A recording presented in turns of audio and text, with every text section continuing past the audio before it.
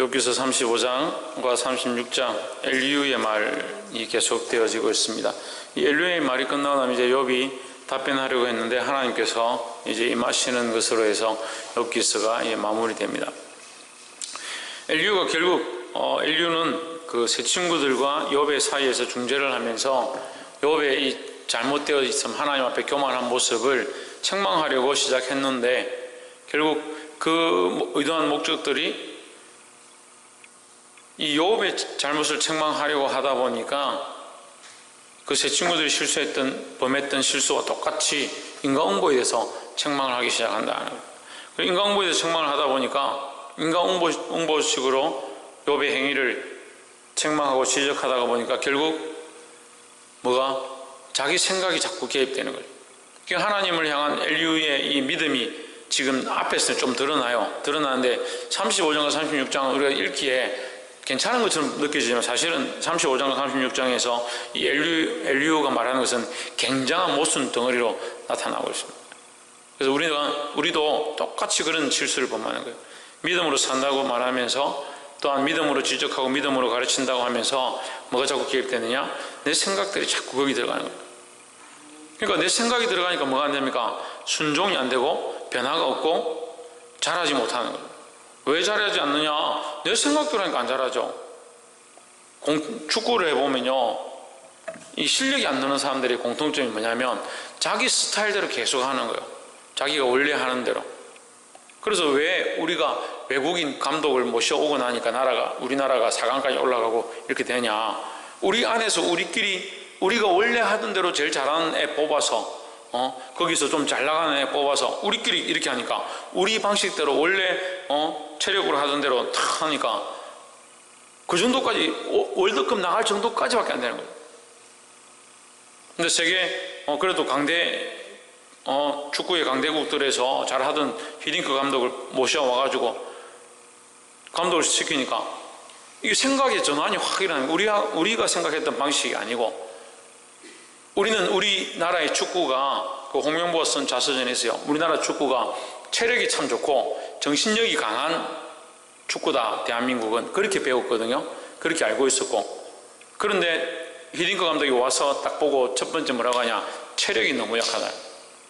체력이 정신력은 좀 있고 우리나라의 특징은 오히려 순종적인 성격, 이렇게 하라 하면 시킨 대로 하는 순종적인 성격, 그게 좀 나쁘게 말하면 군대 스타일이죠. 시키면 시킨 대로 하는. 그럼 정신력은 있다. 정신력. 악착같이 승부욕, 나라와 민족을 위한 이 열정들은 불타오르는 겁니다. 그런데 뭐가 없냐? 체력이 없는 거예요. 실제로는 체력이 없는 거죠.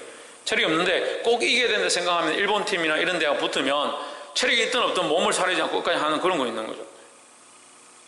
그래서 순종 잘 따르고 왼발 오른발 잘 쓰고, 그 다음에 체력이 없으니까 체력을 키우고, 그 체력을 키운 거예요. 체력을 키우는 6개월 동안 히딩크가 뭐 했냐? 체력만 키운 거예요. 체력만. 처음에는 프랑스하고 했는데 5대0으로 졌어요. 그럼 나중에 월드컵 바로 전에 어떻게 했습니까? 1대1로 3대2? 어쨌거나 대등한 경기를 했습니다. 그런데 우리는 하나님 말씀 앞에서도 하나님의 높으신 것 전능하심이 안 드러나니까 자꾸 어떻게 합니까? 자기 생각이 끼어드는 거예요. 자기 생각이 끼어들고 자기 방식이 끼어들고 자기 스타일대로 하고, 이거는 돼, 이거는 안 돼, 이거는 옳은 거야, 여기서 모르겠는 건 이렇게 하면 돼, 자기가 다 해버리는. 그러니까 신앙이 안 자라죠. 그러니까 영적으로 지적으로 하나님 아는 지혜가 성장하지 않는다는 거죠. 자기 생각을 내려놓고 어디에 순종해야 합니까? 하나님 말씀은 우리에게 어떻게 비춥니까? 성령으로 비춰주는 겁니다. 그래서 성령의 인도하심 앞에 순종해야 한다는 거예요. 홍준이 어디에? 성령의 인도하심 앞에 순종해라 하는 거예요. 결국 하나님 말씀 가운데 이 말씀을 깨닫게 하고 보여주고 이해되어지게 하는 것이 뭐냐? 성령이라는 거죠. 그 성령에 순종하고 성령에 이끌리고, 성령에 이끌려서 뭐합니까? 말씀을 전하고 성령에 이끌려서 가르치는 자가 되어야 되죠. 그렇게 따져보면 여러분도 죄인이고 따라서 나도 죄인이고 너도 죄인이고 우리도 모두 다 죄인인데 그럼 제가 어떻게 여러분을 가르쳐요? 여러분도 죄인이고 나도 죄인이고 우리 모두 다 죄인인데 죄인이 뭘 죄인을 가르쳐요? 이게 뭐가 다른 겁니까? 무슨 차이가 있는 거요? 성령에 이끌리는 게 다른 거죠. 말씀을 통해서 성령이 조명해 주시고 이끌어 주시고 알게 하시는 거, 그건 나의 공로 아니고 나의 죄인됨이 있어도 하나님 나를 불쌍히 여기셔서 말씀을 볼 때마다 깨닫게 하시는 지혜를 허락하시는 거죠. 그걸로 지금 얘기하는 거죠. 그러니까 어떻게 깨닫습니까? 성령의 인도하심을 따라 깨닫는 거예요. 말씀을 들을 때 개인적인 감정으로 목사님 나한테 이렇게 말하는구나 그렇게 듣는 게 아니고 성령의 이끌리심이 뭔가, 성령이 내게 뭘 말씀하시는가, 이 말씀 속에서 하나님 뜻이 무엇인가, 그렇게 바라볼 때 잘하는 겁니다. 근데 지금 엘리후는 처음에 믿음으로 시작했고 신앙 고백을 하기 시작하고 하나님 기뻐하신 말들을 하다가 점점 자기 논리를 주장하려고 하다 보니까 어떻게 되냐, 점점 자기 생각대로 맞추어져 간다. 그래서 하나님 말씀을 끌고 오긴 왔는데, 하나님을 끌고 오긴 왔는데, 끌고 와서 막상 이걸 적용할 때 어떻게 하냐, 자기 논리를 그때 첨가해버려요. 자기 논리를 첨가해버리는 거예요.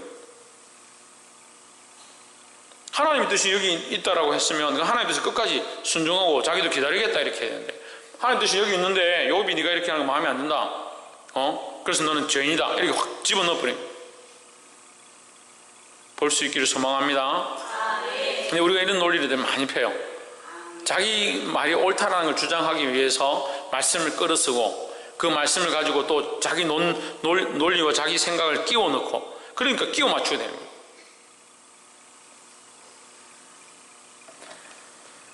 (35장 6절에) 내가 범죄한들 하나님께 무슨 영향이 있겠으며 내 죄악이 관영한들 하나님께 무슨 관계가 있겠으며 했습니다. 그렇죠, 맞죠? 6절 네가 범죄한들 하나님께 무슨 영향이 있겠으며 그대의 악행이 가득한들 하나님께 무슨 상관이 있겠으며, 그러면 욥 보고 네 죄를 지어도 되고 네가 악행해도 상관이 없다 이런 뜻이 되는 것은 보이잖아요. 근데 물론 이 엘리후의 뜻은 이런 의도를 가지고 있는 거예요. 욥아, 네가 죄 지었다라고 그냥 자백해라. 네가 그냥 악행을 해서 지금 이런 고난을 당한다고 자백해라. 그냥 자수해라. 그러면 이 문제가 조용해질 거 아니냐. 그럼 결국 무슨 말입니까? 우리가 범죄하는 하나님께 영향이 없죠? 없는 거 맞습니다. 우리가 범죄하는 하나님 변하십니까? 하나님 어제나 오늘의 영원토록 동일하신데 변하지 않죠. 우리가 악행을 행한다고 하나님 변하지 않죠. 그렇기 때문에 우리는 더 하나님 앞에 맞추고 범죄하지 않으려고 해야 되는 거죠. 근데 35장 6절은 어떤 느낌입니까? 그렇기 때문에 네가 범죄한다고 뭐가 바뀌냐, 문제 있냐, 네는 그냥 범죄한 사람이 되라 이렇게 말하는 거예요. 똑같은 전제를 깔았지만 결론이 뭐예요? 결론이 자기가 원하는 답을 도출하기 원하는 거예요. 7절에 내가 어른들 하나님께 무엇을 드리겠으며 그가 내 손에서 무엇을 받으시겠느냐. 6절을 대변해서 반대로 7절에서 이 논제를 펴는 거죠. 네가 범죄한다고 하나님께 뭐 영향이 없다. 마찬가지로 네가 의롭다고 해서 하나님께 영향이 또 없다 이 말이에요. 그러면 범죄해도 상관이 없고 의로워도 상관이 없다. 의를 행해도 상관이 없다. 그럼 도대체 뭘 하라는 거예요? 이렇게 비약적으로 나아가니까 결국 결론은 뭐예요? 엉뚱한 데로 가요. 엉뚱한 데로.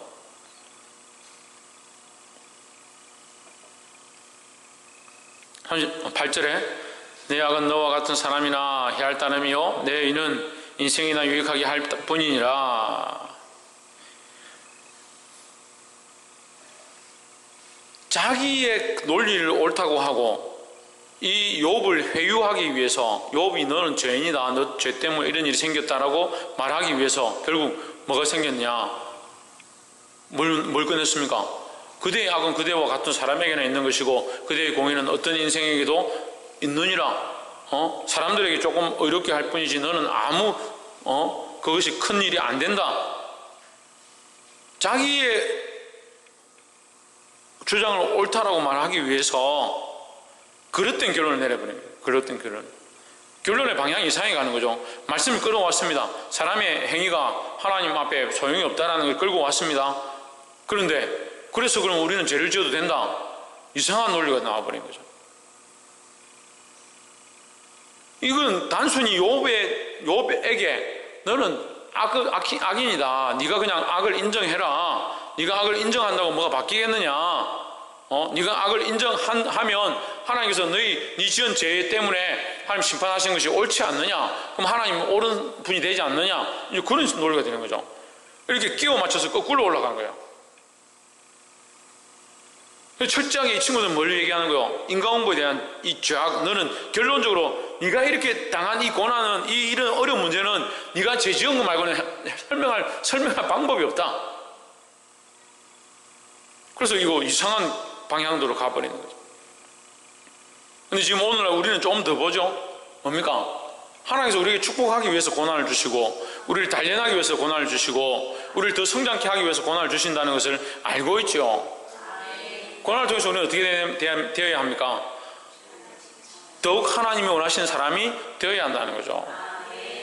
고난으로 인해서 시험 들고 넘어지고 세상으로 돌아가 버리고 그렇게 하면 안 된다는 거예요. 그래서 결국은 이 고난과 어려움과 이 힘든 상황을 통해서 뭘 발견해야 되냐? 하나님의 뜻을 발견해야 되는데 이 사람들 뭘 하고 있습니까? 뭘 하고 있는 거예요? 자기 뜻을 주장하고 있는 거죠. 그래서 뭘 못 보는 거예요? 하나님의 뜻을 볼 수 없는 거예요. 우리는 수많은 상황들 가운데, 수많은 환경들 가운데 하나님의 뜻을 보려고 힘써야 된다는 거예요. 옆에 사람 보십시오. 모든 상황 가운데서 하나님의 뜻을 보려고 힘씁시다. 모든 상황 가운데 어렵고 힘들고 고난이 닥치고 핍박이 닥치고 환난이 닥쳐서 어떻게 해결할 수 없는 문제 가운데 뭘 보느냐? 왜 이게 나에게 닥치냐? 왜 내가 이렇게 힘드냐? 내가 죄를 지었느냐? 내가 어렵냐? 그런 문제를 보기보다 먼저 하나님 뜻을 보는 거예요.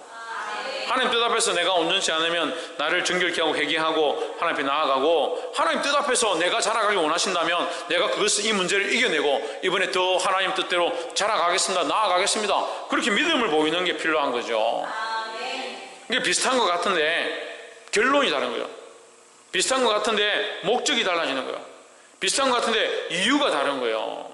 우리가 결국 이것으로 해서 성장하지 못하고 실패한다 하더라도 우리의 방향과 뜻이 하나님의 뜻에 맞춰지기를 주님 원하시는 줄 믿습니다. 그래서 인생이 자꾸 자기 의와 자기 뜻에 맞추니까 결국 하나님을 끌고 와서 자기에게 맞추는 거예요. 엘리야도 그죠?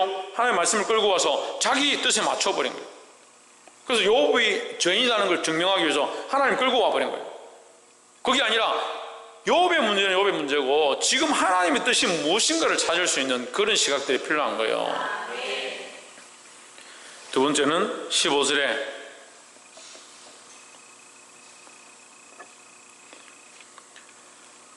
하나님은 공고한 자를 그 공고할 점에 구원하시며 학대당할 점에 그 길을 여신하니, 그러므로 하나님이 너를 공고하면서 이끌어내사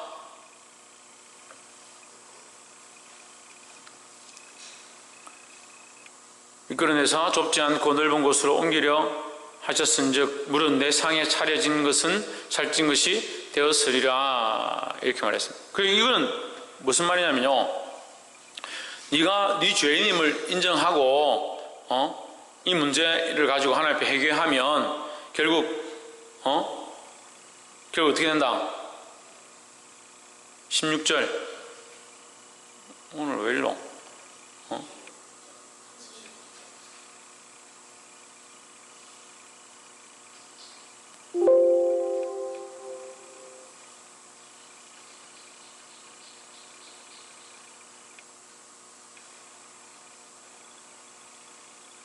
기도하기 전까지 소리를 끊으면 되지 왜 계속 띠링띠링 하노? 그러므로 하나님이 그대를 환난에서 이끌어내사 좁지 않고 넉넉한 곳으로 옮기려 하셨은즉 무릇 그대의 상에 기름진 것이 노일이라. 이제 엘리후가 어디까지 하냐면 자기가 재판장 자리까지 올라간 거예요.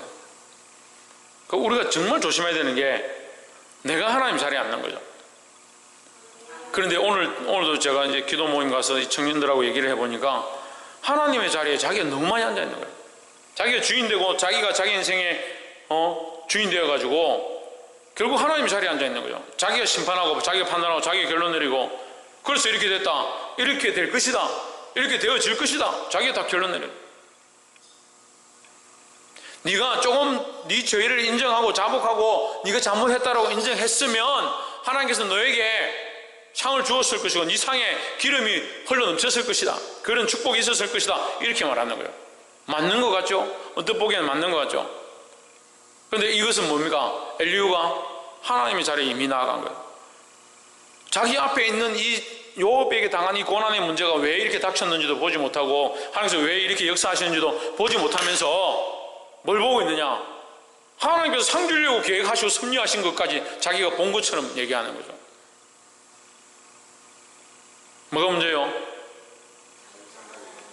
자기 생각으로 하나님을 판단해버린 거죠.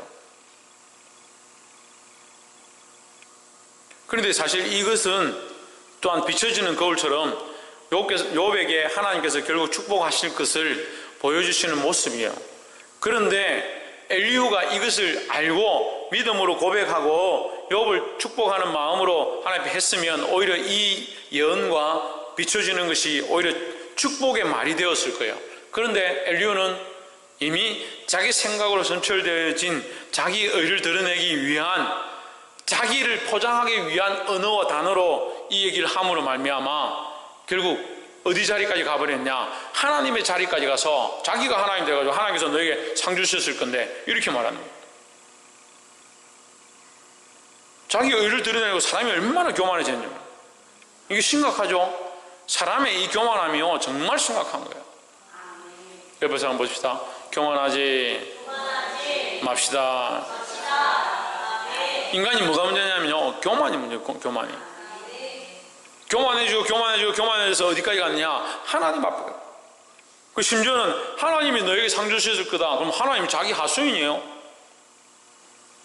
그런데 그런 실수를 범하는 거예요. 그리고 결국 뒤에 가서 욥기서 가운데 하나님 나타나셔서 뭘 책망하시냐? 너희가 하나님보다 높느냐? 이 얘기를 하시는 거예요. 너희가 창조주보다 높느냐? 창조자보다 높느냐? 너희가 만물을 지었느냐? 조성할 때 너희가 거기 있었느냐? 이렇게 물으시는 거예요. 그게 무슨 말이냐면 너희가 그만큼 아는 척하고 다 안다고 말할 때에 너희가 결국 나도 알고 있고 내 머리 위에 너희가 있구나, 이 얘기를 하는 거죠. 근데 우리가 너무 그렇게 많이 하는 거예요. 우리가 스스로 하나님 되고요, 우리가 스스로 주인 되고요, 우리가 스스로 하나님보다 높은 것처럼 생각할 때가 너무 많이 있다는 거예요. 하나님을 인정하는 자들이 되기를 주의 이름으로 축복합니다. 마지막 22절에 하나님은 그 권능으로 큰 일을 행하시나니 누가 그같이 교훈을 베풀겠느냐. 23절 누가 그를 위하여 그의 길을 정하였느냐. 누가 말하기를 주께서 불을 행하셨나이다 할 수 있으랴. 24절 너는 하나님의 하신 일 찬송하기를 잊지 말지니라. 인생이 그 일을 노래하였느니라. 25절 그 일을 모든 사람이 우러러 보나니 먼 데서도 보느니라. 26절 하나님은 크시니 우리가 그를 알 수 없고 그 연수를 계산할 수 없느니라. 자, 여러분 이 말씀이 어려운데 욥기서가 이제 점점 더 어려워지죠. 이게 철학적인 부분들이 있어서 그래요. 그래 23절을 보면 누가 그를 위하여 그의 길을 정하였느냐. 누가 말하기를 주께서 불의를 행하셨나이다 할 수 있으랴. 이렇게 말했어요. 맞는 말이죠. 네, 맞는 말이에요. 맞는 말인데 이 문장 자체도 결국 자기 의로움을 위해서 누가 하나님을 할 수 있겠느냐 이렇게 하면서 자기 의로움, 엘리후가 생각하고 있는 이 가치가 자기가 생각하고 있는 이 판단이 옳다라는 걸 주장하기 위해서 하나님 끌고 온 거예요. 그런데 이것도 한편으로 볼 때는 신앙 고백처럼 보이지만 어디에 가깝느냐? 판단에 가까워진 거죠. 자기가 하나님을 판단해버린 거죠. 하나님 이런 분이시다. 26절 보세요. 하나님은 크시니 우리가 그를 알 수 없고 그 연수를 계산할 수 없느니라 했습니다. 그렇죠. 바른 말을 하고 있죠. 그런데 지금 이거를 알 수 있는 것처럼 얘기하고 있고 너희 상에 상을 줄 것이다 말하고 있고 하나님의 이런 분이다라고 다 말하고 있는 사람이 누구예요? 그게 엘리후죠. 자기는 알 수 없다. 모든 사람은 하나님 알 수 없다 하는데 자기 스스로는 뭐예요? 자기 입으로는 뭐 하고 있어요? 자기는 다 알고 있다라고. 우리가 이런 오류를 많이 범하는 거예요. 하나님 앞에서 우리가 하나님을 다 아는 게 아니에요. 특별히 앞에 선 사람들, 특별히 가르치는 사람들, 하나님 이런 분이다, 하나님 이렇게 하신다, 이런 말들을 함부로 하면 안 돼요. 조심해야 되는 거예요. 입술을 제어하고 항상 조심하고 좀 더 기도하고 하나님의 그런 뜻을 구하고 그게 주의해야 되는 거예요. 저도 항상 그런 게 들어요. 제가 말씀 이렇게 선포하다 보면 제 스스로 하나님을 막 판단하고 있지는 않은가, 하나님을 이런 분이다 정하고 있지 않는가, 이렇게 할까봐 두려운 거예요. 근데 엘리후가 지금 하나님을 다 아는 것처럼, 세 번째 우리가 봐야 될 게 뭐냐, 하나님을 다 아는 것처럼 하면 안 된다는 거예요. 더 알면 더 알 게 뭐 있어요? 더 알면 더 잘할 게 뭐 있어요? 더 알면 하나님의 더 깊은 뜻을 어떻게 알겠습니까? 우리가 자라가면 자라갈수록 하나님의 더 깊은 뜻을 보게 되는 줄 믿습니다. 그러니까 말씀을, 같은 말씀인데도 다시 묵상하고 다시 바라보면 더 새롭고 더 깊은 뜻을 볼 수 있고 하나님의 계획과 섭리가 더 오묘함을 알 수 있는 거죠. 그 하나님의 지식의 부유함과 그 지혜의 무궁함이 인간이 측량할 수 있는 단계가 아니다라는 거예요. 근데 이 엘리후는 그 하나님을 자기가 다 아는 것처럼, 알 수 없다라고 말하면서 자기 스스로는 뭐예요? 아는 것처럼 자기 스스로 판단하고 있다는 거예요. 이런 오류가 우리에게 너무 많이 했습니다. 우리가 이것을 주의하고 하나님의 전능하심을 온전히 인정해서 하나님의 지혜와 지식을 배우는 자들이 되고 그 앞에 더 나아가는 자들이 되고 특별히 성령에 이끌린 사람들이 되어야 한다는 거예요. 그 내 지혜로 할 수 없음을 날마다 고백하고 주의 뜻 앞에 맡길 수 있는 저와 여러분 되기를 주 이름으로 축복합니다. 기도하겠습니다.